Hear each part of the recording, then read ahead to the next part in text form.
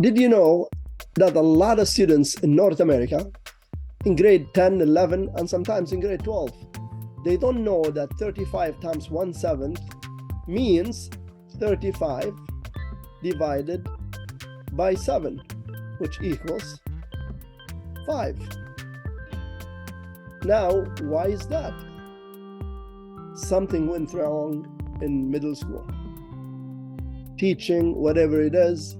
If a student comes out from middle school not understanding 35 times 1/7 is exactly the same as 35 divided by 7, then something must have gone wrong in middle school. That's my conclusion. Here's the link to my YouTube channel, Math Whizzes.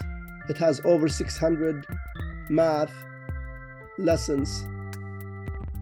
Check it out. You might find it helpful. Thanks for watching.